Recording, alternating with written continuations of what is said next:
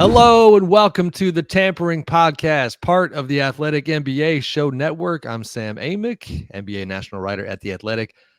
I was going to say, as always, we have one as always this week. I'm going to get to that guy in a minute. He's in an airport somewhere. But the non-usual suspects, we got some fantastic guests on the show this week. My guy, Vinny Goodwill, national NBA writer for Yahoo Sports, host of the Good Word with Goodwill show on Yahoo's Ball Don't Lie channel. Also, Sirius XM radio host. My guy, Vinny. What's up, sir? How are you? Hey, I'm glad you got that all right. That was so much work, Vinny. I had to do my research.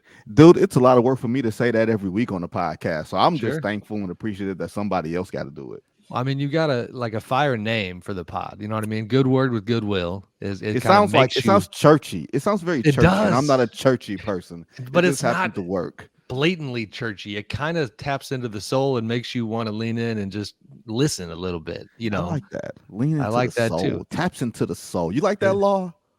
It's great, man. It must be a good name. That was not convincing, Law. That was not convincing. All right, let me bring Law in here. We got Law Murray.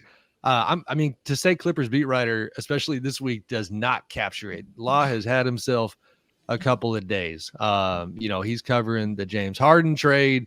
We got a man down. I don't want to put his business in the streets, but he had to do a little Lakers stuff last night. He's just wearing multiple hats. He's doing podcasts left and right.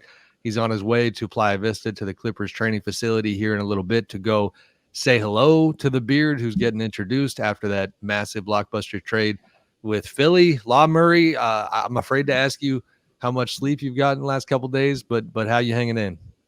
I mean, sleep is an illusion. So, what are you, Kyrie today? That sounds like I a hope Kyrie. not, man. I hope not. Hey, look, it's not even 9 a.m. I haven't been to the breakfast nook yet. I'm on vibes right now. So I'm glad to be talking with y'all this morning. All right, we're gonna lift you up today, and I won't rub it in that I got my second cup of coffee to my left. So just live, vicariously through me.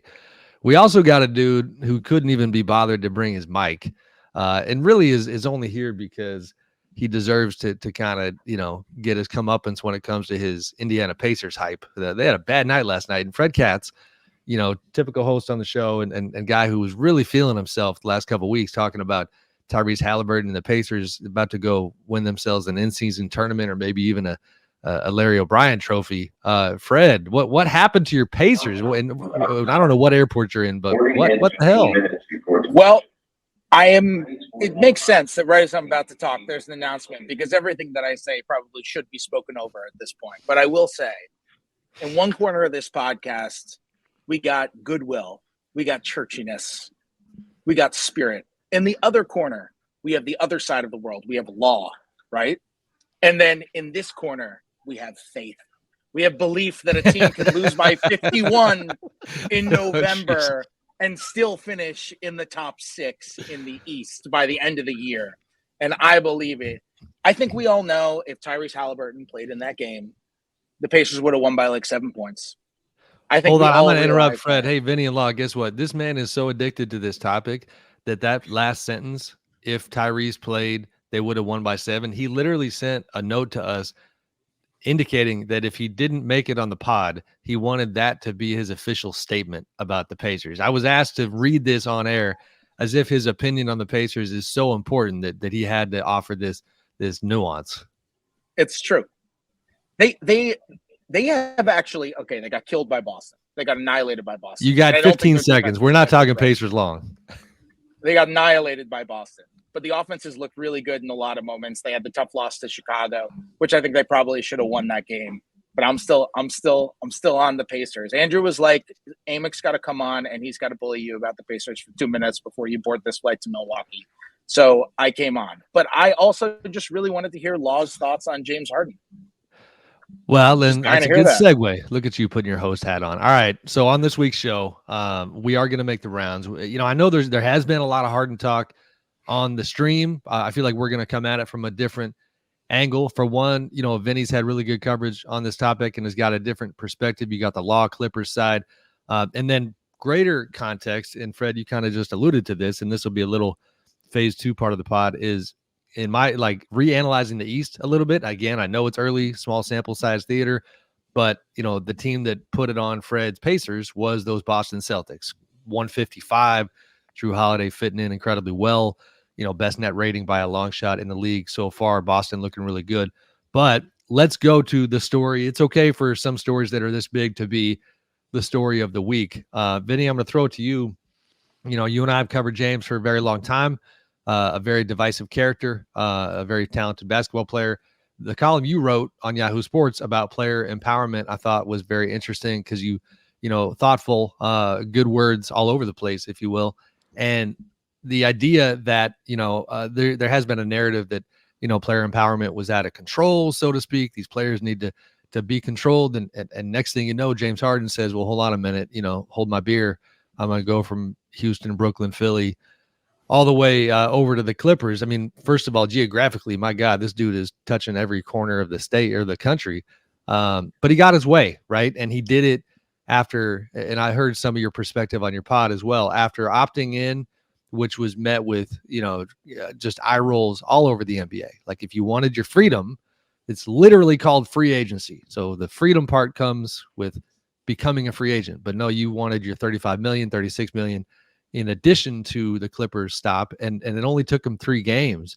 Unpack that a little bit for me. I mean, how surprised are you that he got what he wanted this early? And what do you think it means? Well, first, before we do that, we have to say goodbye to Fred, or should I call him by his government name? I'm not sure if we're going to call him by his government name here, but do it. Bye, Matthew. Little known fact, Vinny, you're breaking news on the pod. Fred's birth name is Matthew. I'm just going to put it out there, Fred. There are 4 people in the world who call me Matthew. There's more now. My mother, Vinny Goodwill, or as Sam just dubbed him, Vinny Goodwords. I can't believe that you said good words and missed the Vinny Goodwords pun.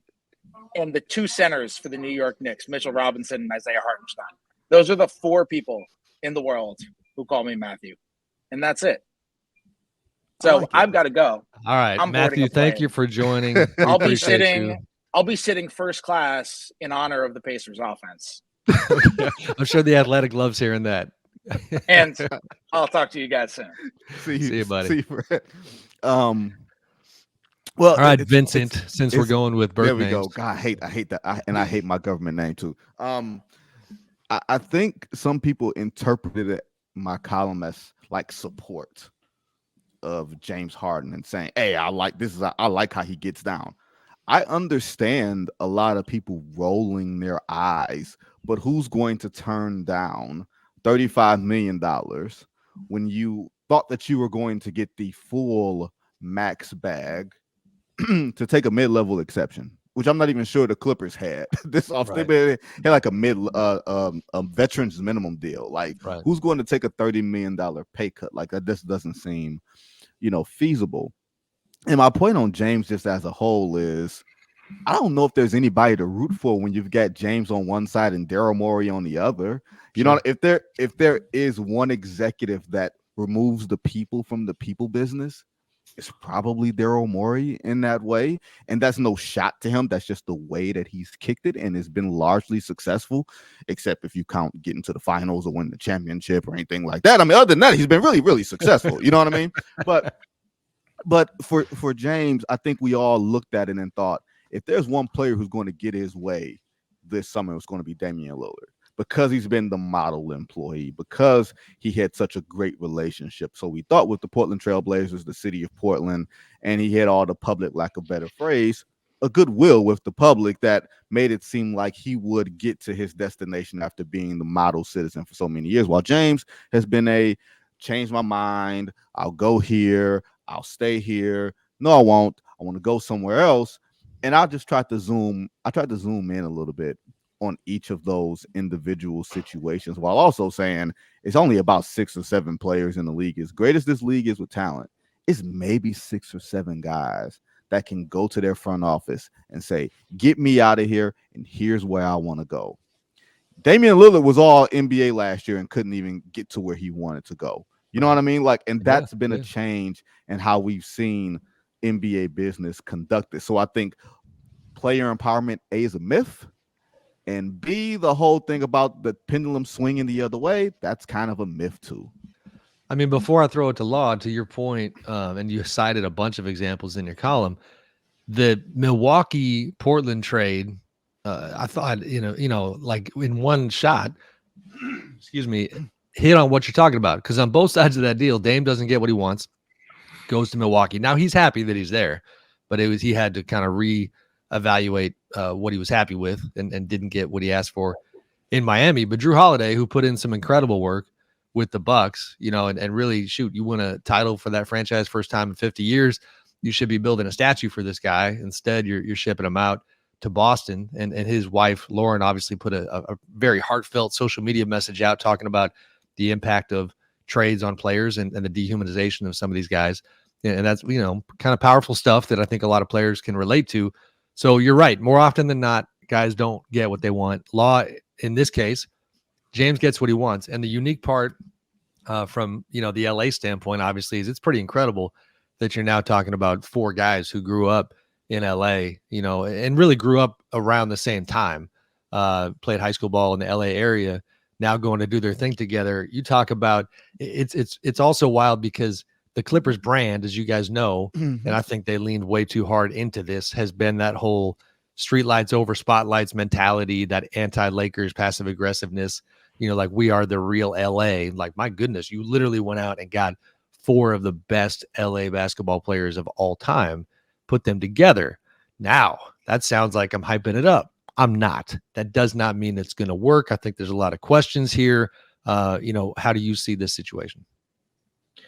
Basically, this is a situation where you're going to hear the word sacrifice a lot. Like, I feel like leadership and vibes was the theme in October. And I'm not saying I hated it, but I kept saying, don't think that guys being more open in press conferences and dancing when the music come on and start practice means that a trade not happening, well, now the trades happen and everyone's going to see to, you got these 4 guys who've all done special things with the basketball in their hands. So how are they going to play? And so I think when you have a team, and I learned this hanging around Kevin Durant a little bit over the summer, when he had his whole event with Boardroom, like the owners want to have a good team, but they also want to have a good story, and they want to be able to connect.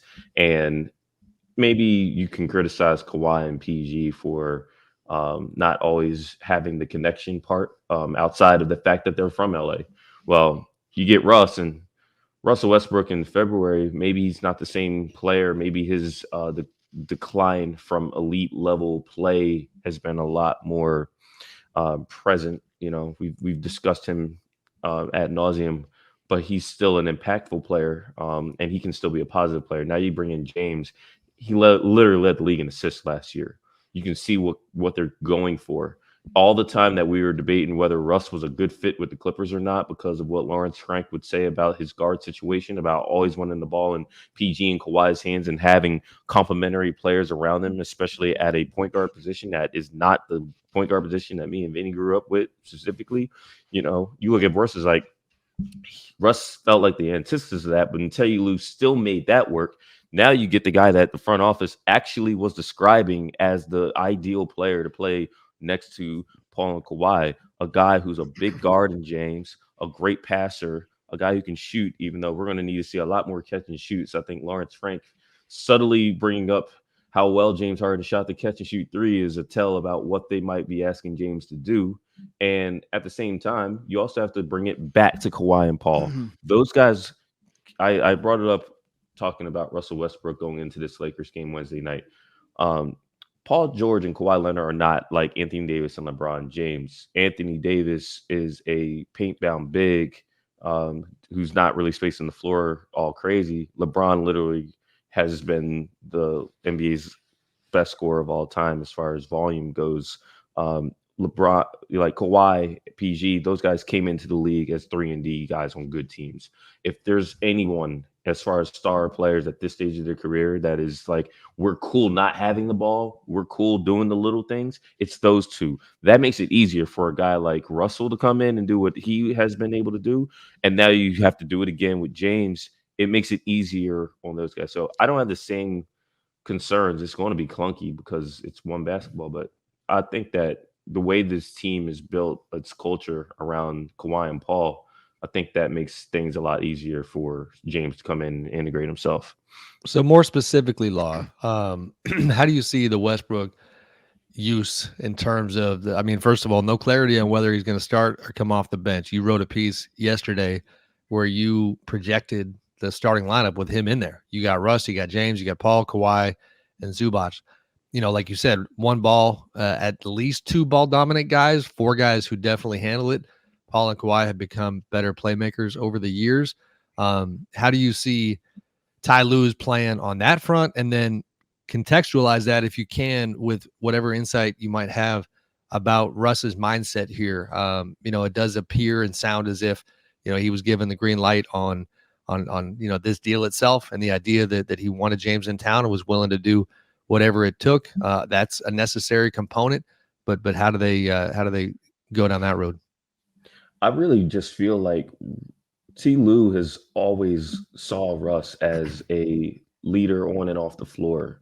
That obviously, I think we got too used to the Lakers handling Russ as the way it should be, and so everyone's like, yeah, of course Russ should come off the bench. So I just don't see Tyronn Lue going to Russ and saying, hey, we're going to put you out of the second unit. I think you can start guys and stagger them. I think there's going to be a heavy use of how to starts a game, and then 5 minutes in, he's probably going to get Russ out of there and bring him back with guys like Norman Powell, guys that he can have so that Russ can play his game and he can run with a Terrence Mann. He can help Norm get his. He can help the bigs with what they're trying to do as far as the pick and roll game. And then have a guy like James play a lot more with Kawhi and Paul over the course of the game when you're not staggering. But I think that a team's lineup is validated by its defense, and what Russ gives you as a point of attack guy with his energy, with him not having to be a 20-shot attempt guy like he has had to do in previous stops of his career. Russ has already shown that he's willing to be a different kind of player with the Clippers than we saw with other rosters, with other coaches, with other stars. With James, I heard people think that James should come off the bench, you know, because he won a Sixth Man of the Year award. I don't think that's happening either.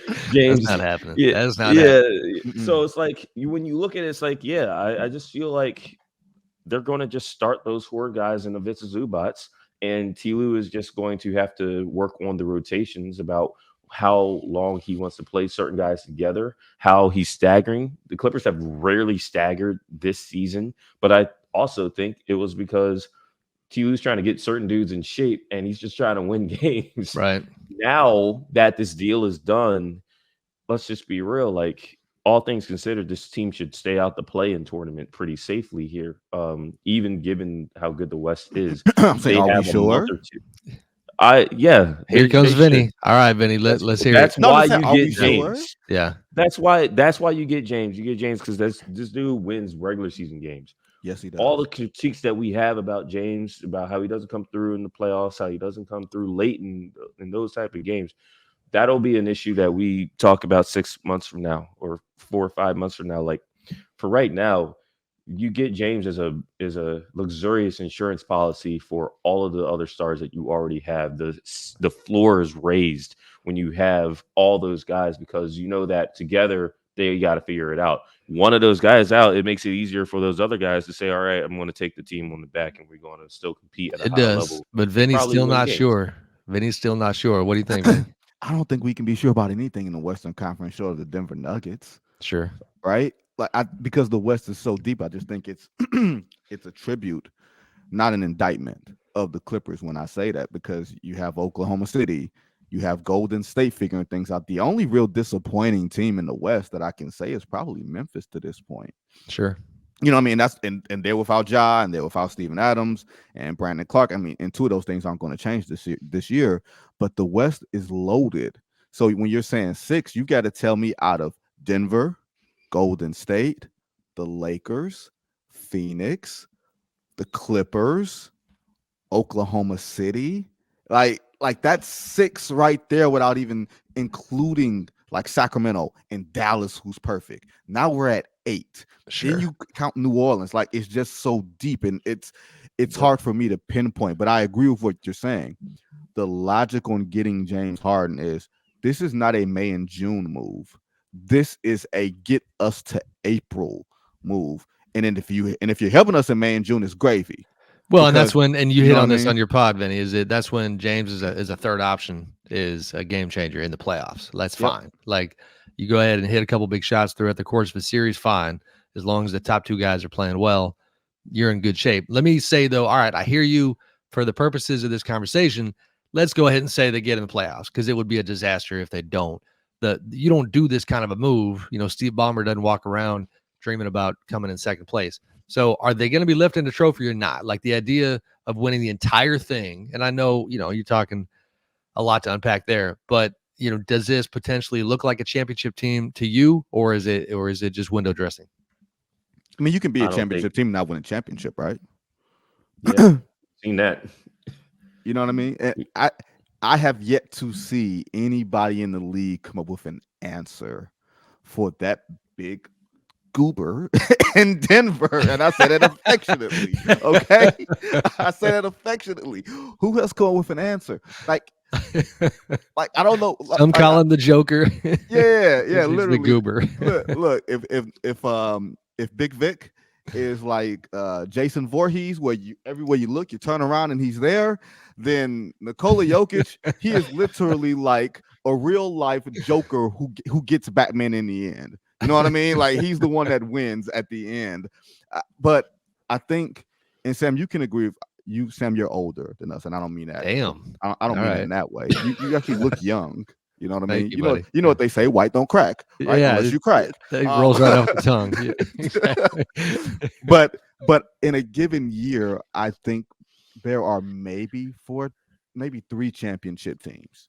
Maybe like 3 teams that, even in hindsight, you look at it and say, these teams were championship level quality. It's not always the 2 teams that make the finals either. It's just 3 teams in a given year that you can look at through their patterns through the regular season and how they've conducted themselves to look like a championship team.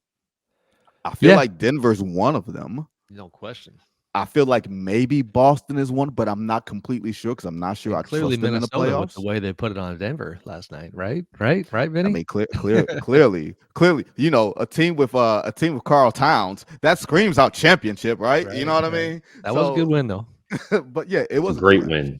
It was a great win. Look, any unexpected win in the Western Conference this year will be met by applause by the other teams. Right. Because every game is going to mean something in a way. But to your point, I do think that this puts the Clippers in better position. But do you trust the Clippers more than you trust Phoenix? I think that might be the question. I do right now. I mean, like, listen, Bradley Beal hadn't hit the floor. Devin Booker's played 1 game. Kevin Durant's incredible, but he's not a young man. And that Phoenix team, here's a big thing. Like, T. Lue is someone that he enhances the parts that he has. T. Lue has not finished the season with Kawhi and Paul healthy. The fact that T. Lue's the one who has to keep repeating that, that has weighed on him. But I've seen the Clippers play. I've seen Phoenix play. I mean, the late game execution from the Clippers is why they have losses. You can say that for the Suns as well, but the Suns, they're just got to hope they get their guys healthy. I just don't feel like the Suns are going to be better than the sum of their parts. And I think there's a way where the T. Lue makes things happen when he finally gets these guys. He's the best coach in basketball, if we're being honest. Well, and here's shameless preview. If I do my job today, I'm going to have a piece tomorrow with scouts. I do this occasionally. It's always kind of fun. Anonymous scouts weighing in on, can James Harden fit in with the Clippers? And I'm going to quote one of them here. He's talking about all the different, he's pretty cynical on the deal. And he says, I don't know, man, I just don't understand it from a Clippers standpoint. So that's where we're going to see how good Ty Lue is, right? He's going to have to figure this thing out. So, that's his reputation precedes him. Fantastic reputation, obviously part of that Team USA staff now as well. And this is an interesting inflection point for Ty, because as you guys know, last season, he was quietly, and at times not all that quietly, frustrated with being the coach of a load management team where he just wanted guys to compete and wanted guys to be available and wanted to play basketball. And, and he always kind of pushed back on that idea that he was really frustrated, but, it was a thing where I think, he wanted to have his guys and he wanted to see what they could be, what they could do. Now you've got even more. And I mean, shoot, last night, Kawhi and PG are playing on the second night of a back-to-back. This is a whole new Clippers world. And it's one that I think Ty is better equipped for. And if anything, it's why the issue last year, he connected with his stars. I think he started to lose connection with his other guys, the role players who they had their roles jerked around to the point where guys didn't know whether they were playing, what position they were going to be playing, all those things, because T. Lue kind of prioritized guys like Kawhi and Paul and Russ when he got there. I think T. Lue's made a significant effort to be better in that regard, but this is a trade that tests that. I mean, we're going to talk about James, but what's going to happen with Terrence when he finally gets back from injury? Dude was named a starter, and of course he gets hurt at the wrong time. Terrence is jumping back into a new team. What's going to happen with him? He's the guy whose role gets switched around all the time. Guys like Bones Highland, guys like Norman Powell, who I'm just going to be real. Norman Powell and James Harden are kind of redundant on this roster. It's the most redundant case of guys who are still in the team than anybody else. Even Paul and Kawhi can kind of differentiate themselves. So it's those players where it's like we're gonna see how T. Lue continues to consistently communicate and put other guys in position to succeed. All right, guys, good stuff on all things Clippers, Harden, Sixers. I'm going to jump back out east, and Vinny, this is your kind of one of your many strong suits here is the good old Eastern Conference. I know it's early again, qualifier disclaimer, but man, we were all ready to put the NBA trophy in Milwaukee, right? Yes, we were. And Dame and you took a trip out there in the preseason. I caught up with those guys when they came through LA. We wrote a bunch of words, we said a bunch of things, and almost all of them were complimentary. So here is the early struggles that we probably could have seen coming a little bit. How many times with a quote unquote super team do we have to get reminded that it takes a minute? But as we sit here talking today, they have got the 29th defensive rating in the NBA, 119 points allowed per game. Just a shade, by the way, speaking of shade, a shade above Fred Katz's Pacers, 119.3 at 30th, and just above the Wizards. This is not good company to be keeping on the defensive end of the floor, where the Mike Budenholzer Bucks, buttered their bread back in the Drew Holiday days. 24th in net rating, minus 6.6. You're talking about close wins over Philly, Miami, bad losses to Atlanta and Toronto. In those two games, giving up 127 to the Hawks, 130 to the Raptors. By the way, the offensively anemic Raptors, who have just been dying on that end of the floor, giving you 130. Chris Middleton, just to give a little more context, coming off that knee surgery in the summer, only playing 17 minutes per game and has only played 3 of the 4 games. Dame has been on a roller coaster ride with his performance. Had some great moments and then had a couple bad nights. What are we seeing there? And more kind of broadly speaking, what do we think about the East? Because we had Milwaukee and Boston. Boston's killing. We'll get to them in a minute. That Mr. Holiday's doing his thing out there. But what are you seeing out of the Bucks so far? Well, I think you spoke it up. I mean, last year they were top 5 in defensive rating. Last year, I think they were like 4th. And Adrian Griffin, who is a critical element of this puzzle, right? We focus so much on Dame and on Giannis, and even to a lesser extent on Chris Middleton because he hasn't been healthy, because he looks like the missing piece on the floor, that we don't even talk about the adjustments that comes in when you're bringing in a first-year head coach to a championship level team, and then you throw in Damian Lillard, who is the antithesis of Drew Holiday defensively.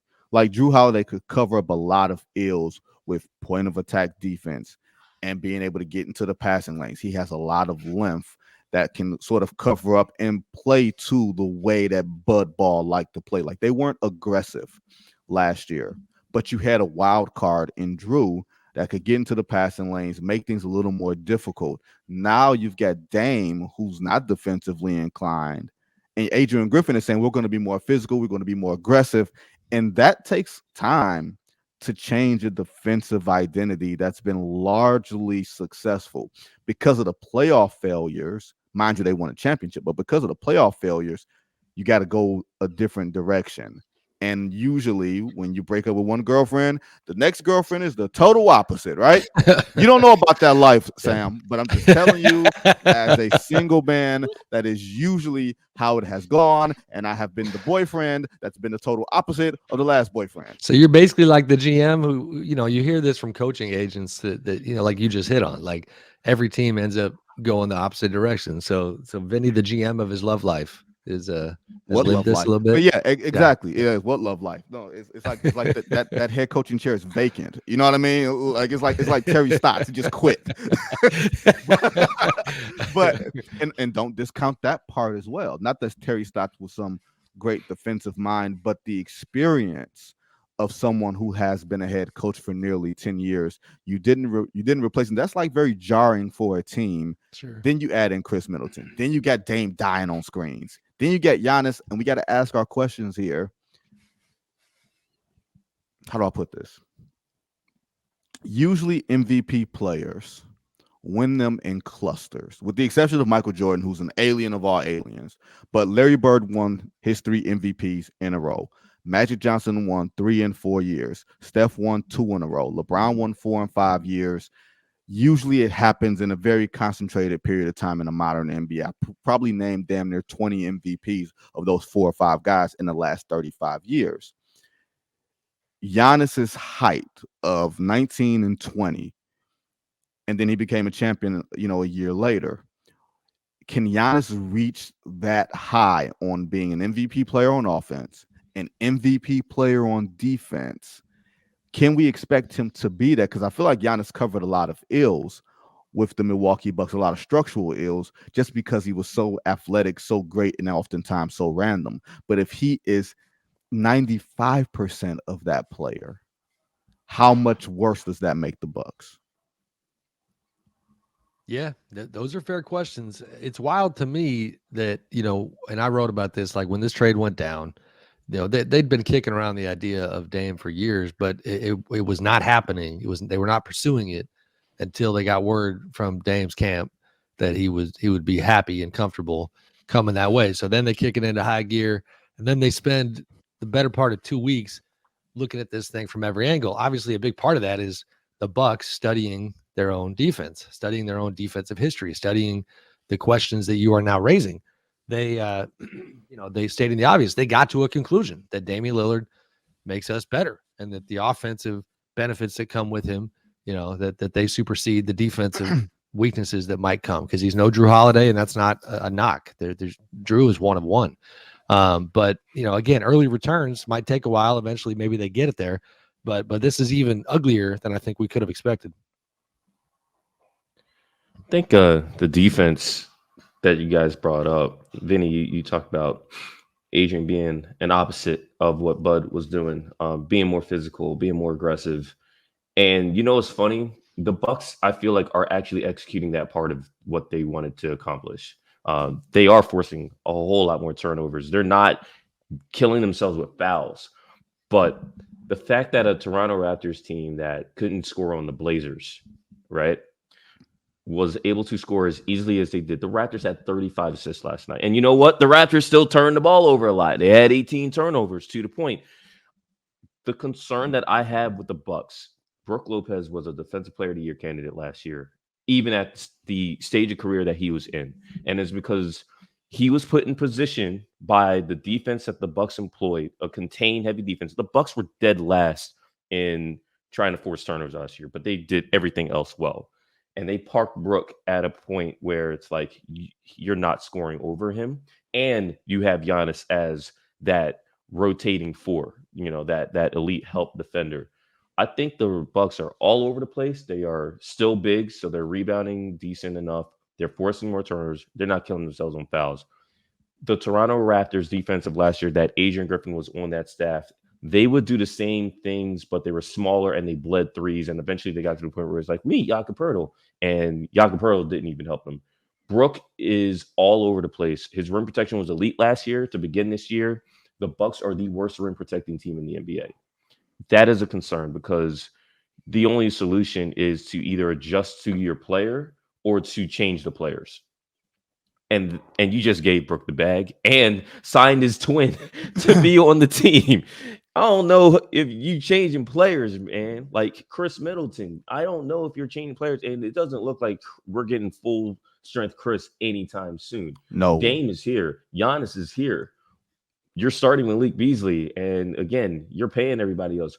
I don't see how they can change the players. So this is going to be very interesting for Adrian Griffin because we've seen coaches get hired and then a year later teams decide to make a decision. I'm not saying that should be imminent, but that's the biggest test for Adrian Griffin right now. Like he's accomplishing what he wants to accomplish as a defense as far as a factor, but as far as the overall effectiveness, those players are out of position and it's the oldest team in the league.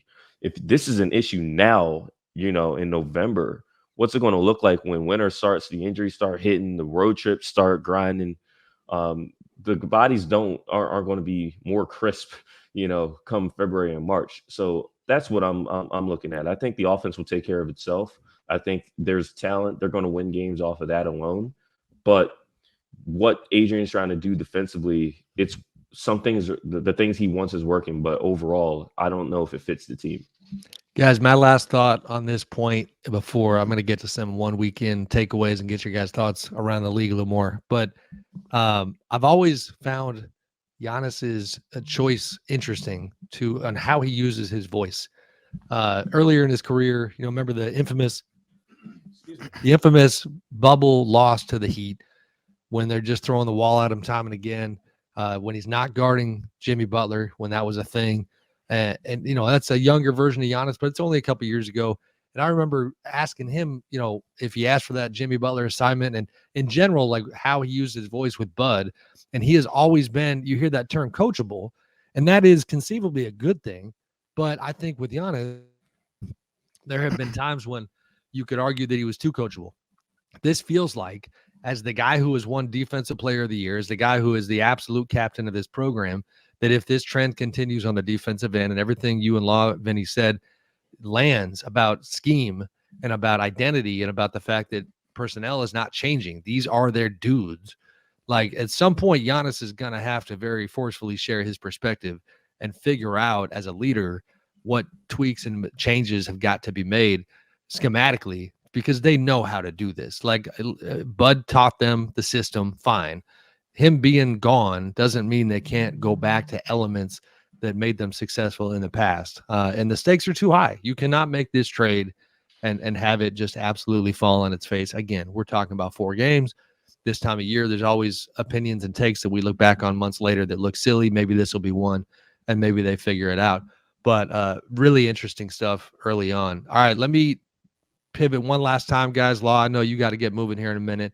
I was going to dive in to the Celtics, but I don't want to just do that. That's going to be my thing as far as one weekend takeaways, just things that have jumped out to you guys, because there's been a bunch of interesting stuff going on. So I'll start in terms of things that they certainly got your attention, and it's in the context of the Bucks. Drew Holiday, gets shipped off to Boston.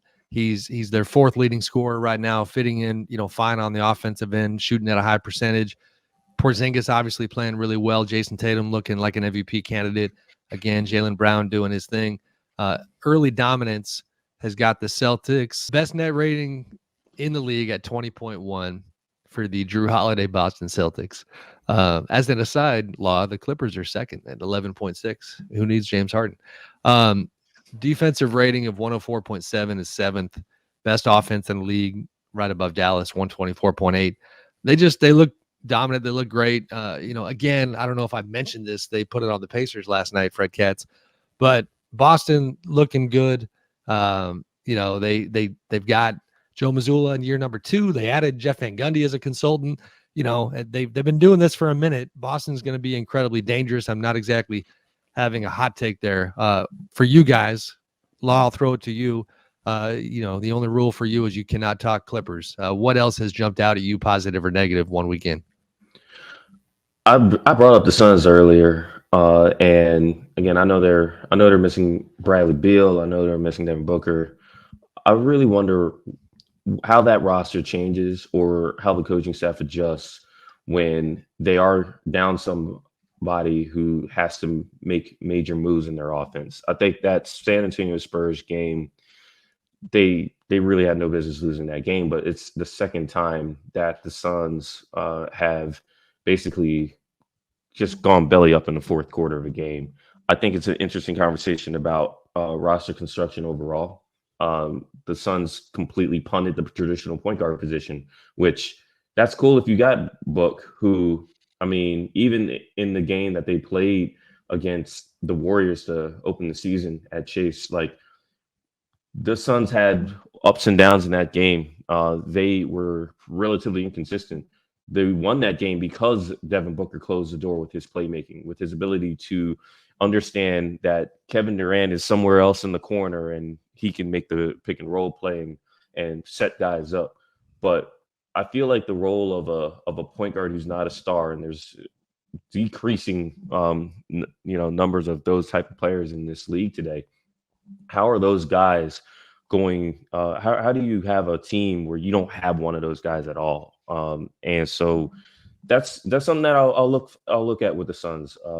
And the Spurs was interesting to bring it up because they have a big experiment. I know we're talking about Victor Wembanyama just overall. And by the way, he's more slender man apparently than Jason Voorhees, right, Vinny? So he he comes Big in Slim the is what I Phoenix. call him. Big Slim. Yeah, like I mean that costume was great on Halloween, but again, the Suns they should have won that game easily. Trey Jones, who I don't think anyone thinks of Trey Jones as an elite point guard or anything like that. Trey Jones is your typical journeyman. In football we talk about journeyman quarterbacks. Like Trey Jones is a game manager type of point guard, but the value of him has come through in both of San Antonio's wins when they close with him and have Jeremy playing like anything other than someone who's touching the ball more than, Victor Wembanyama. Like the Spurs offense has been able to win these games. And it's just an interesting thing to watch because teams love to talk about how positionless they are, but the traditional aspect of how guys come up and playing still gives some coaches some comfort, still gives star players the ability to say, okay, we're going to be put in the best positions to do what we do well on the offensive end of the floor. That's an early season trend, and I'm sure it'll shape how teams adjust their rosters as the winter goes on. Can I rant on positionless basketball for a second?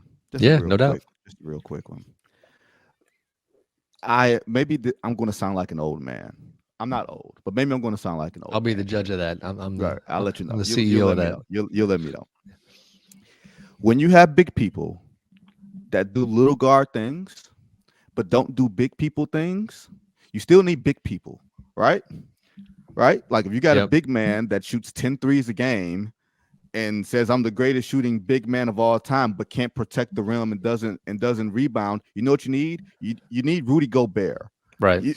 So like that positionless basketball stuff, I get it. And if you don't have a point guard, but you need guys to be set up, like the one thing about a guy like Kevin Durant, I don't want him having to create his own shot as much as he has to at this stage of his career. You know what would really help Kevin Durant? A nice offensive structure that once it swings the ball to him, the defense is off balance and he can do his thing without having to stare down the barrel at somebody nipping and stripping and everything else. So positionless basketball sounds really, really, really, really good, but there's still roles on the floor that need to be filled. And if you don't have those roles, I don't give a damn what positionless basketball is. That's just a cute term because you still need big people doing big things. Like it's just dumb. I think it's just the way of people to be dumb. Positionless is a scam, man. It allows players to say that they don't have any specific responsibilities. They got to do everything. It allows coaches to not have to talk about what they're doing with these lineups. They can just say, hey, we're trying something out. And it allows front offices to say, we're just collecting talent and we're going to have the coaching staffs figure it out.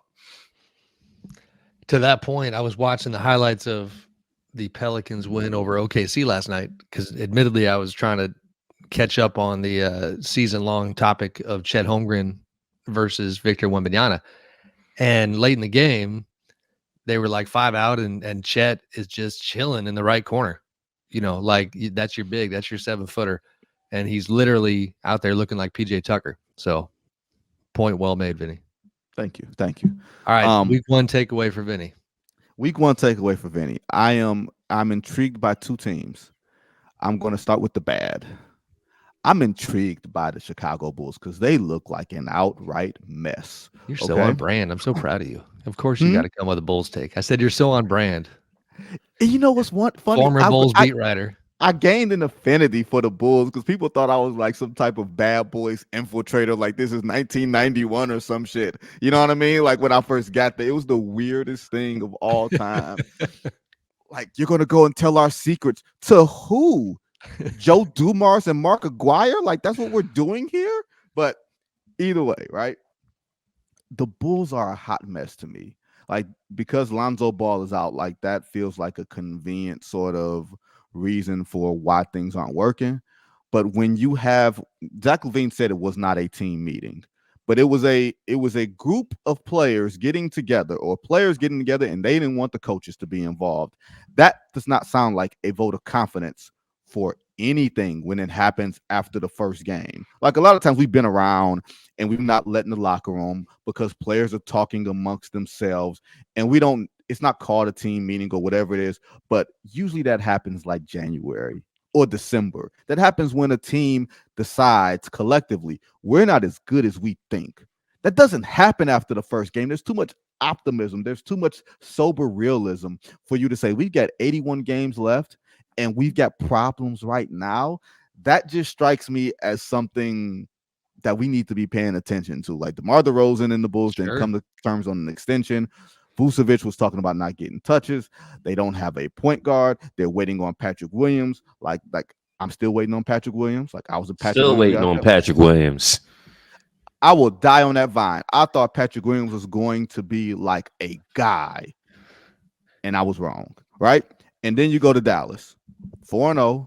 They traded for Derek Lively in the draft, and he looks like a stud. He looks like a dude, even though he's not playing a ton of minutes right now, but he's filling a big hole for them.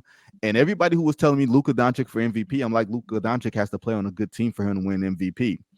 Well, he's shutting Vinny up on that, right? And I don't know how the fit will work between he and Kyrie Irving, but I do know that Jason Kidd is a really hard driving coach. And if those players respond to that, that actually might be something. You know what's funny about that game is the Dallas Mavericks have that lottery pick because they punted that late season game to the Bulls. Okay. Yep. The Bulls would have probably loved to flip because you know what the Bulls didn't have this year? A lottery pick that they had to donate to the Orlando Magic in part because of the Nikola Vucevic trade, who they extended. And now Vinny is saying he's complaining about touches. He got plenty of touches. He had a 2020 game and they still lost. That's the state of the Bulls right now. Yeah, the Bulls feel like nobody wants to say it out loud, but like the road that went down, the plan that was in place, it looked good for a minute. You know, they had that fast start last year, and then it was pretty evident that it just wasn't going anywhere. When you come into a season with guys like DeMar and Zach LaVine already being in trade rumors, that's not great for the culture. That's not great for the vibe. You know, if you talk about to take it all the way back to Philly, you know, that idea that they're going to go try to find another guy. You know, Zach's name comes up a lot in those kind of conversations. We're talking 2-3 games in. That's not typically the kind of environment that you can come back from. So the Bulls, it's been a weird turnaround because you got Arturas Karnisovas getting a lot of credit right out the gate for being bold and adding these guys, you know, and Billy Donovan now in terms of voice, it does. I don't remember exactly what his contract is, but it feels like he got extended last year and the extension doesn't kick in until next year. Ooh-wee. All right. So Billy's fine, but it does feel like in order for his voice to land like it used to, you might have to get some new, you know, faces around there. So yeah, those are good ones. All right, gentlemen, we have taken up a bunch of your time. We made the rounds. We got Mr. Matthew Katz on here talking about the Pacers. More importantly, we got Vinny on. Vinny, I'm forgetting, like, is this the debut on the pod? No, I've been on. You came Tampering on before. That's right. Okay. I've been on before. All right. Memory failing me. You know, the old folks. We It's all have good. memories. Yeah. I'm your non-athletic black friend. Good Lord. Between that and white don't crack, you're giving it to me today. Your white friend's probably blushing right now. All right, I appreciate you guys. This was good stuff. Well, we'll have you on for a third time some other time. Now that I, remembered how to count. Law, go do your job, man. You've been sleeping at the wheel. Like, I'm not seeing content coming from you. Where you been lately, man? Hey, all I'm saying is I got a red eye to New York Friday night, and it was because I wasn't going to get Friday news dumped by this team that I've been around. So, yeah. That's right. You gonna told me be that. making That moves. was your plan to not, That man is chugging orange juice like he had a hangover. Are we sure he doesn't? Because I wouldn't blame him for drinking a little bit after that Laker Clipper OT, affair after this week he's had. Hey, I've never had alcohol before. That's right. I I've forgot never, that. and this Vinny and you I got cannot the say coffee, that. Sam. I got the OJ. I like it. OJ's much better for you. I got my coffee, my caffeine over here, my water. All right, guys, I'm gonna let you roll. Thank you for everybody for joining us. We'll talk to you next week.